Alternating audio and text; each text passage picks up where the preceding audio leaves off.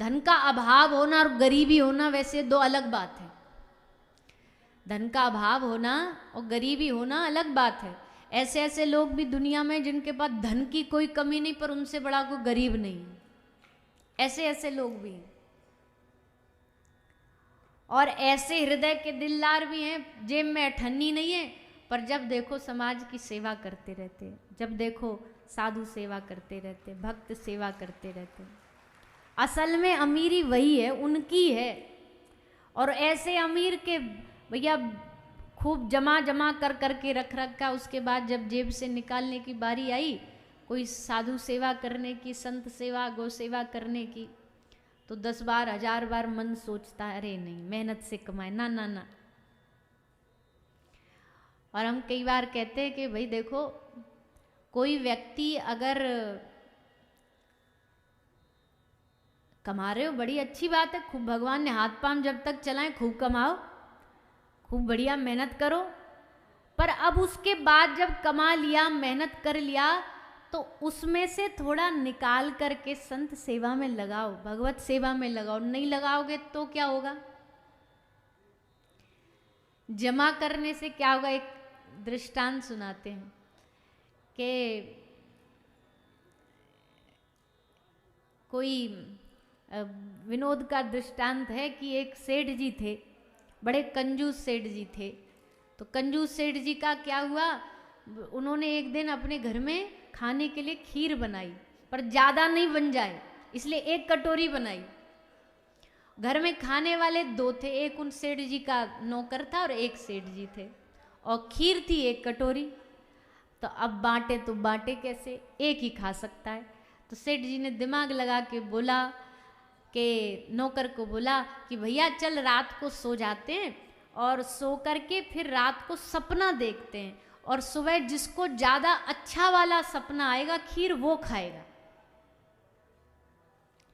नौकर बोला जी साहब जी।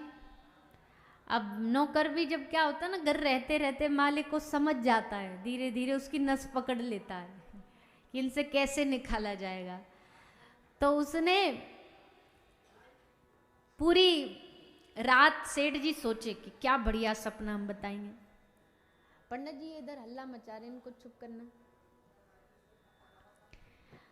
तो पूरी रात ऐसा ही हुआ, और सुबह होकर के सेठ जी आए उठ करके एकदम अंगड़ाई जमाई लेते हुए, और नौकर को बोले क्या सपना देखा? नौकर बोला सेठ जी पहले आप बताओ आपने क्या देखा? सेठ जी बोले हमने देखा आज रात को आंख बंद करते ही हम स्वर्ग पहुंच गए। आहा कितना बढ़िया स्वर्ग था, चारों ओर तारे टिमटिमा रहे थे, हरियाली छाई हुई थी, सब जगह देवता पुष्प वर्षा कर रहे थे, सब देवता आरती की थाली लेके हमारे स्वागत में खड़े थे। अजी और तो और महाराज इंद्र माला लेके खड़े थे स्वयं पहनाने के लिए। और ऐसा बना ठना के सपना बता दिया कि भैया स्वर्ग का राजा इंद्र माला पहनाएगा तो इससे बड़ा सम्मान क्या हो सकता है। अच्छा तू बता तुझे क्या सपना देखा? नौकर बोला साहब जी पूछो नहीं, हमारे सपने में एक काला सा भयानक सा यम का दूत आया। यम का दूत आया, हमारे पास आके हमको जगाया और बोला उठ। सेठ जी में उठा, बोला चल। सेठ जी में चला। सेठ जी मुझे ले गया रसोई में, बोला फ्रिज खोल। सेठ जी मैंने फ्रिज खोला और फिर डंडा लेके बोला खीर खा। सेठ जी बोले फिर क्या किया तूने? नौकर बोला सेठ जी मरता क्या ना करता, सर पे डंडा, यम का दूत, हमने खीर उठाई और कटोरी खीर पी ली। सेठ जी बोला तो तू मुझे बुला नहीं सकता था? बोला आपको कैसे बुलाता, आप तो स्वर्ग गए हुए थे, आप तो इंद्र की सेवा में सेवा करवाने में व्यस्त थे, तो आपको काय को डिस्टर्ब करता। तो मतलब बड़ा सीधा सा है कि ये जो खीर जमा कर कर के रखते हैं ना, इनकी खीर कोई ना कोई एक दिन आएगा और लेके ऐसे ही चट्ट कर जाएगा और फिर कहोगे कि खीर गई कहाँ। तो समय रहते बांट लोगे तो खीर का आनंद आ जाएगा, और नहीं तो जमा जमाई करी खीर साफ चट हो जाएगी। तो इसीलिए गरीबी का मतलब, कोई संसारिक गरीबी तो ये कह देगा भाई पैसा कम है इसलिए गरीबी है, पर असल में गरीबी ये नहीं है। गरीबी वही है जब व्यक्ति किसी भी सद्कार्य में अपने तन को, समय को, मन को, वाणी को जब ना लगाए, वास्तविकता में वो गरीब है। और इस दृष्टि से देखो, इस नजरिए से देखो तो सुदामा जी कोई गरीब है? अरे जिसके पास श्री ठाकुर जी के नाम का धन हो, गरीब नहीं हो सकता। अरे उसके सामने तो बड़े बड़े बादशाह भी फेल हैं, बड़े बड़े राजा महाराजा भी फेल हैं। जिसके पास भगवान की भक्ति का धन है वो सबसे बड़ा धनवान, और सुदामा उन धनवानों में से एक थे। सुदामा जी के धनवान होने की तो कोई सीमा नहीं है। तो श्री सुखदेव जी उन्हीं सुदामा जी की कथा, सुदाम, दाम कहते हैं प्रकाश को, मतलब जिनके जीवन में भक्ति का प्रकाश हो वही है श्री सुदामा। तो आज सुदामा जी ने जीवन में केवल भिक्षा मांग के जीवन व्यतीत किया। जो 4 वर्ण बनाए गए हैं, खैर अब तो वो जाति से होने लगे, जन्म से होने लगे। पहले 4 वर्ण होते थे पर कर्म से होते थे। और ब्राह्मण का जो कर्म कहता है कि भिक्षा मांगना ये ब्राह्मण का धर्म है, लेकिन उसकी कुछ मर्यादाएं भी हैं। उन मर्यादाओं के अनुरूप ही श्री सुदामा जी भिक्षा मांगने जाते। घर की परिस्थिति देख उनकी जो पत्नी है सुशीला देवी, उन्हें थोड़ी भक्ति वाली हैं, ऐसा नहीं, पर मन में थोड़ा तो स्त्री भाव है, आ ही जाता है कि बाल बच्चे भूखे, इनका पालन पोषण कैसे होगा। हाँ, पर सुदामा जी की भक्ति में कभी बाधक नहीं बनी ना। कई लोग हमने कहते हुए सुने कि सुदामा की पत्नी बड़ी लड़ता झगड़ती थी, कि सुदामा को कहती थी जाओ मांगो मांगो। इसलिए सुदामा जी की पत्नी को एकदम ऐसा दिखाते हैं जैसे कोई वो उनकी शत्रु, विलेन जैसी है, लड़ती झगड़ती थी।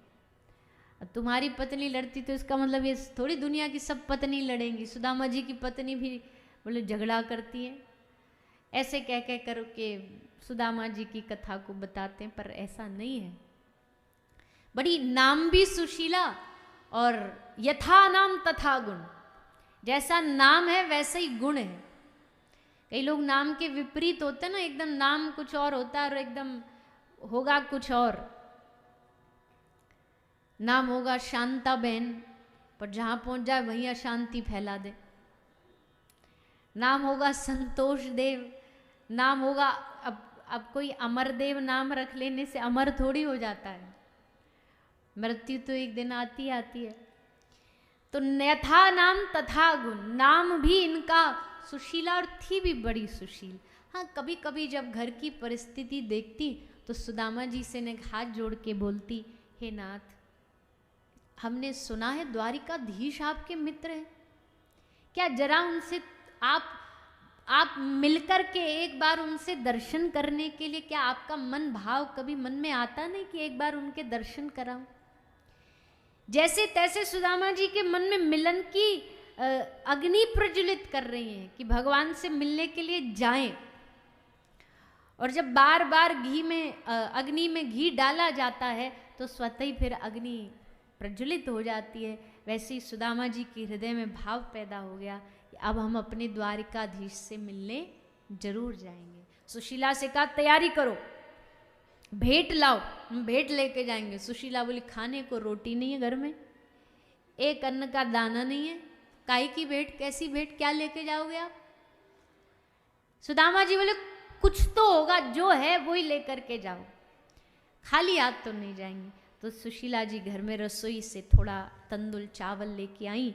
उनकी बड़ी हैं, बड़ी समझदार, जानती है ये तो हमारे पतिदेव कुछ बोलेंगे नहीं, ठाकुर जी को कुछ बताएंगे नहीं, ठाकुर जी पूछेंगे भी घर में कैसे हैं तो खुश होके बोल देंगे कि बड़ा आनंद है। तो भगवान तक संदेश कैसे पहुंचाऊं कि नहीं घर में कुछ अभाव है। तो अपनी एक साड़ी का फटा हुआ कोना फाड़ा, उसकी गठरी में चावल बांधे। अब भैया, अब जो जिस चीज़ में गिफ्ट पैक करके लाएगा, सामान पैक करके लाएगा, आजकल होता क्या है, वस्तु इतनी महंगी नहीं होती, उसका जो पैकेजिंग है वो चमकदार होना चाहिए, वो बढ़िया होना चाहिए, वो देख के लगता हाँ बड़ा भारी। और अगर वही पैकेजिंग ही ऐसी टेढ़ी मेढ़ी फटी टूटी हो तो मतलब बात कुछ गड़बड़ है, भगवान समझ जाएंगे हमारी इस बात से। इसलिए फटी उस साड़ी के कोने में चावल तंदुल बांध करके सुदामा जी को प्रदान किया। सुदामा जी लेकर के उस चावल की पोटली को ठाकुर जी से मिलने के लिए द्वारिका की ओर जा रहे हैं। रास्ते में छोटी मोटी बाधाएं सबको पार करते करते एक नदी में नाव में बैठे ठाकुर जी नाविक बन करके आए। सुदामा जी को नाव में बिठाया और फिर सुदामा जी को उस नाव से पार करने लगे। सुदामा जी जानते हैं कि इस नैया को पार ठाकुर जी करा सकते हैं, इसलिए उनसे प्रार्थना करते हैं कि हे प्रभु, जल्द से जल्द आपसे मिलन हो, ऐसी कृपा करो। तो ठाकुर जी ने कृपा करी, जहाँ सोए योग माया से कह के उनको सीधा द्वारिका पहुँचा दिया। द्वारिका में आँख खुलते ही श्री ठाकुर जी के महल का दर्शन हुआ। सुदामा बड़े प्रसन्न हुए, द्वारिका भूमि पाकर के आनंद का अनुभव हुआ और द्वारपालों से जाकर के निवेदन किया श्री कृष्ण मिलन का। द्वारपालों ने ठाकुर जी से जाके प्रार्थना करी, आपका मित्र द्वार पर मिलने आया है। और भगवान मित्र का नाम सुन करके उत्साहित हुए, आनंदित हुए। यही दिन की तो इंतजार प्रतीक्षा ठाकुर जी कर रहे थे, कब आए। और जैसे भगवान ने सुना, भगवान उठ भागे और जाकर के सुदामा जी को अपने हृदय से लगा करके खूब रोए, आंखों से अश्रु बहे। श्री कृष्ण रो रहे हैं, सुदामा रो रहे हैं, मंत्री रो रहे हैं, सुमंत्री रो रहे हैं, द्वारपाल रो रहे हैं और सारी द्वारिका की प्रजा रो रही है। आज तक ऐसा स्वागत किसी का द्वारिका में नहीं हुआ। पूरी प्रजा रोती हुई सुदामा का स्वागत करती है कि कितना भाग्यशाली है कि हमारे द्वारिका नाथ इसके स्वागत के लिए आए हैं, स्पेशल पधारे हैं। सब बड़े आनंदित हुए सुदामा का दर्शन करके। भगवान ने सुदामा जी के सेवा करी है, स्नान करा के उनको वस्त्र पहनाए, नए नए चरण धोए, सब पत्नियों से मिलाया। ठाकुर जी ने सुदामा जी से विनोद किया कि भैया सुदामा, ब्याह प्याह होयो कि नहीं होयो, अभी तक कुआरो ही है कि ब्याह कर लियो। अब सुदामा जी ने शर्म आ गई, संकोची तो थे ही सुदामा जी, संकोच करते थे। बोले हाँ कन्हैया, ब्याह तो हमने अब कर लियो, 2 छोटे छोटे लड्डू गोपाल हैं, बाल गोपाल हैं। ठाकुर जी बोले अरे राम राम राम, तेरो जैसो यार काये ना दे, बता ब्याह कर लियो, हमको कार्ड भी ना भेजो, हमको निमंत्रण पत्र ही ना भेजो। सुदामा ने कही भैया हमको ने डर लग रहे हो कि तुम आओगे कि नहीं आओगे, तुम तक हमारा भाव पहुँचेगा कि नहीं पहुँचेगा, पर चलो हमारी तो छोड़ो, तुम बताओ तुम्हारो ब्याह होयो। ठाकुर जी बोले हमारी मत पूछो, तुम हमारी बताएंगे तो तुम। बोले ना ना बताओ। बोले बताएंगे नहीं, एक काम करो मिलवाई देते हैं। तो रुक्मणी जी ते कही आओ सबरी लाइन लगा लो, प्रणाम करो। तो रुक्मणी जी आके प्रणाम करी। सुदामा जी बोले अच्छा, आहा कितनी भाग्यशाली हो आप, द्वारिका हमारे कन्हैया तुम्हारे पतिदेव बने, आप इनकी पटरानी हो, खूब खूब जियो, खूब खूब आशीर्वाद, सौभाग्यवती भव, पुत्रवती भव, चिरंजीवी भव, खूब आशीर्वाद दियो दिल ते। सुदामा जी ने एक ही बार में जितनो आशीर्वाद दिल ते निकल सको उतनो दे रहे। ठाकुर जी कह रहे ने कभी रोक ले, भी बहुत लंबी लाइन है, एक कोई सब उड़ेल दोगे तो बाकी इनको का होगा। सुदामा जी को फिर भी समझ में नहीं आई। दूसरी आई, जामवती जी प्रणाम करने आई, तो अब पहली वाली को तो खूब भर भर के दियो, अब दूसरी वाली पे ने कंफ्यूज है गए सुदामा जी के ये कौन है, कोई रिश्तेदार आई होंगी। ठाकुर जी ते पूछी, ठाकुर जी बोले ये भी भाभी हैं। सुदामा जी बोले दो दो भाभी? बोले दो ना, अभी तो गिनती चालू रखो, बस देते जाओ आशीर्वाद, ब्रेक नहीं, बीच में कुछ पूछनो नहीं, जो आमे सब भाभी हैं, सबको आशीर्वाद।